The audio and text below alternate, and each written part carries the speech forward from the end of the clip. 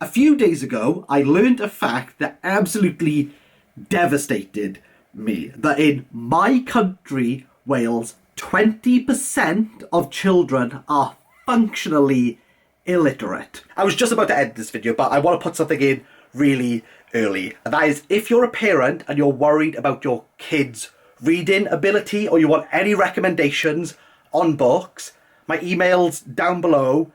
Reach out to me. If I have any books that are going spare, I'll happily send them on. Welcome to the rest of the video. Welsh children's reading levels are the lowest in the UK. They're the lowest score recorded. And here's the kicker again. 20% of students functionally illiterate. On YouTube, I talk about books. And in fact, in recent videos, I've got my two children also talking about the books that they can read. Hello, my Zazu. This is where I'm at right now. I read this much pages. Now I just have to read this much. Hazel is the expert on Frida Kahlo. She loves Frida Kahlo. This is Mumbles as a ghost. And then if we just crouch down a bit, you can see Mr. Monroe. They made her skinny as a rake, we've learned. And I got her butterfly pajamas on. She's got her butterfly pajamas on. Do you think I made her feel really happy? Can I? No, it made her a little bit nervous. What's this one called? Girl and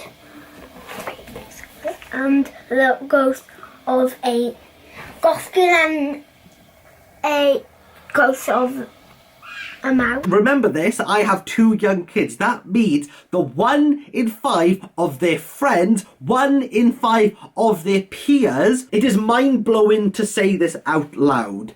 1 in 5 children in my daughter's school will leave primary education at the age of 11 with a reading age lower than that of the age they started full-time education. They will have a reading age of a 3-year-old when they start full-time education the term after they turn 4. Let that sink in. First of all, just to catch yourselves up, I will link the 2 news reports down below. They're on YouTube. You can watch them. Secondly, if you have any cash, and we've raised money from before on this channel, Booktrust Cymru, who give children who cannot afford books to encourage reading. And ultimately, this is all it boils down to. If you watch the report, there's a lot of finger pointing, both at teachers and at the government themselves. Now, the problem here is that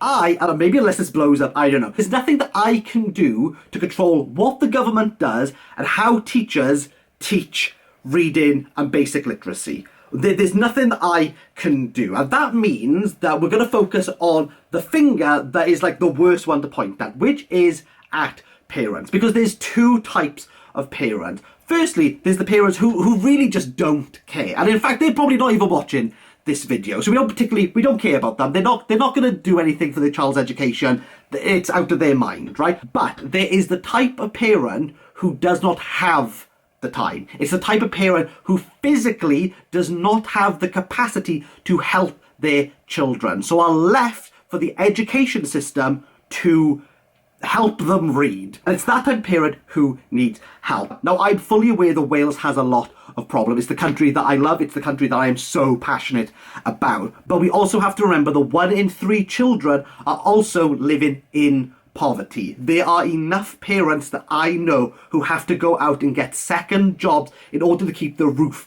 over their heads, to make sure that their kids are fed over themselves. And if you think that I'm like not one of these parents, you have not been watching me for very long. And I want to offer some solutions, because let's be honest, when your kid comes home with these books, this is the one that my eldest has got to read this week, this is the one my youngest. They're dog water. They're not great. Dirty dog. My youngest is not reading these words. She's just seeing what the picture says. And she knows that if I say dirty dog sees a bone, she's just going to remember that and just talk about the picture. This is all that she did. I would think my eldest, Dora, like was any different. Like, she memorized it, she wasn't reading it. She could go off the clues alone. Even with this book, Who Will Marry Maisie, I mean, there's a conversation there. It's a little bit better. Like, she can't completely go off the pictures alone. But you know what? These aren't good. They aren't engaging. And that is something that I think parents need to do. You need to bring stories to your kids that are engaging and are enticing to children. The other difficulty here, and I think it's something that I've seen like Dora's friend do, and this isn't like a dig at parents, but like I can see it in my own house. I'll give you an example from my own house. My kids can navigate the TV by voice control.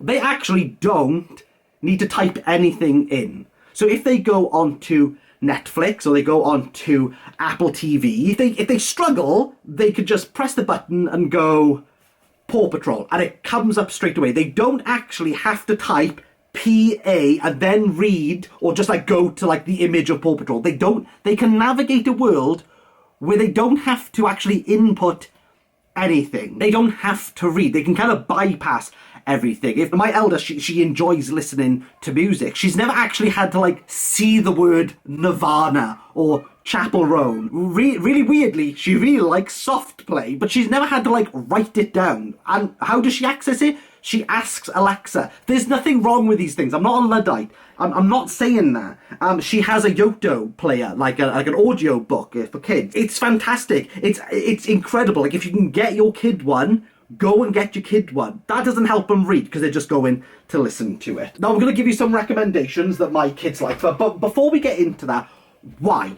Why am I putting the onus on the parents at the moment? Well, it's because you have control over that. How you introduce your child to reading. And again, I'm not saying that they have to be able to read like the complete works of Shakespeare. They have to be functionally literate. That is all I care for these kids. They just have to be able to read and comprehend and understand what is in front of them. That is all. I'm not looking for like the next Shakespeare. I'm just looking for a child to be able to read with confidence. That is the minimum requirement. We need more kids being able to read. 1 in 5, mate, it's heartbreaking. If you've watched me, you know I read a lot.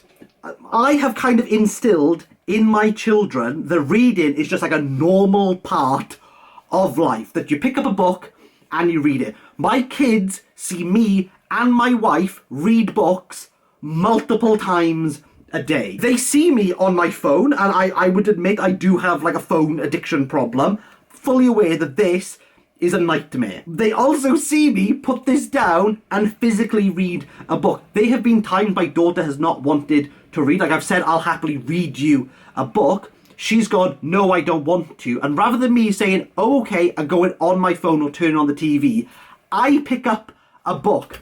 I grab a book and I begin reading it to myself. It's a power move, I'm not going to lie. But both of them will then want me to read this book at them. And I just picked up The Killing Moon, it's not that good. But it's way less entertaining for them than a book for their age. Bring books in. And if you can't afford books, that's fine.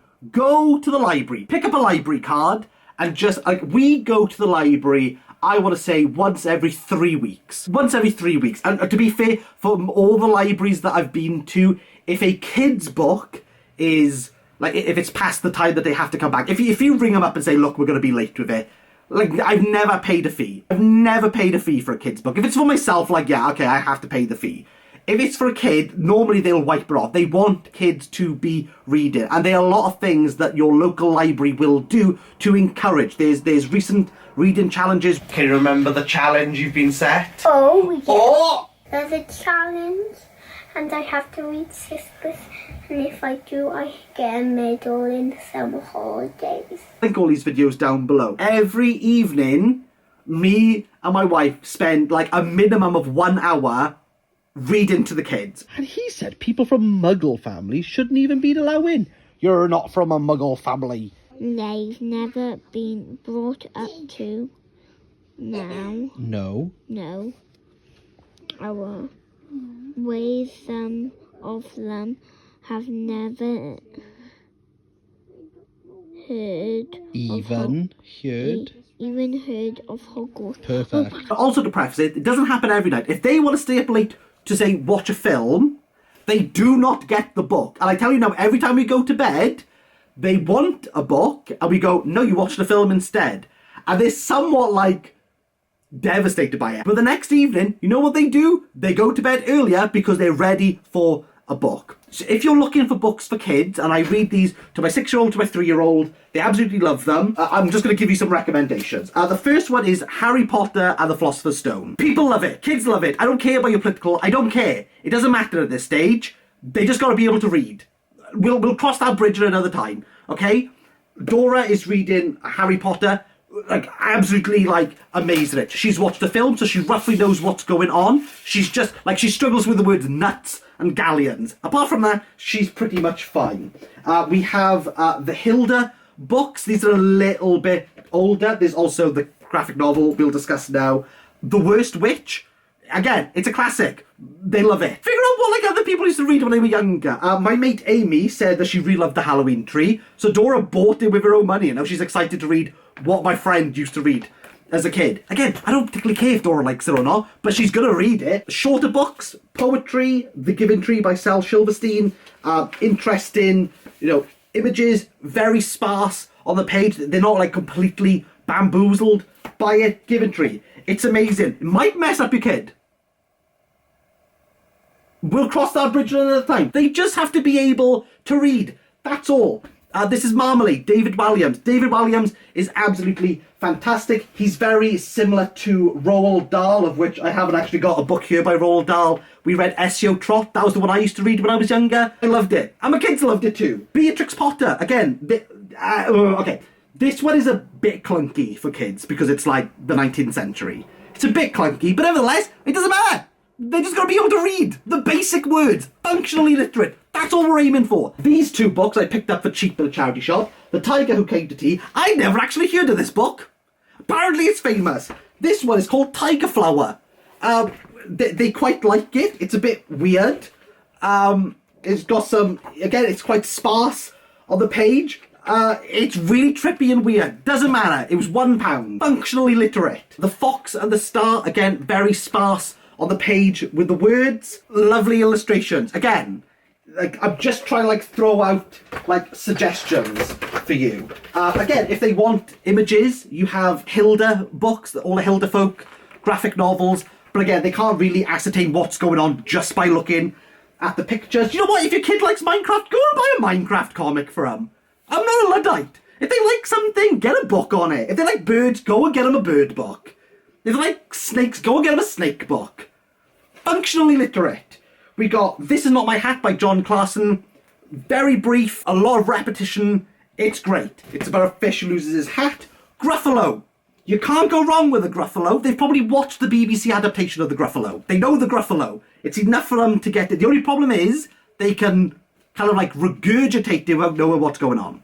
And then lastly, Oliver Jeffers. This was the first one we got, Lost and Found. Again, very sparse on the page. They can kind of ascertain roughly what's going on, but you need the words to figure out what's actually going on with the pictures. I have to make more videos on this.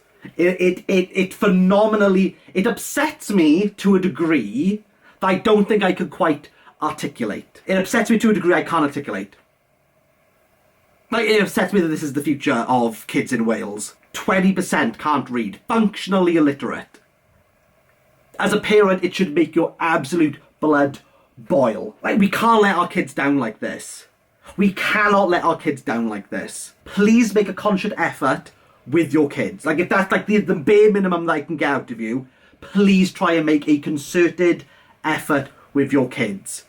Because it apparently seems as though if you're not doing it, no one will.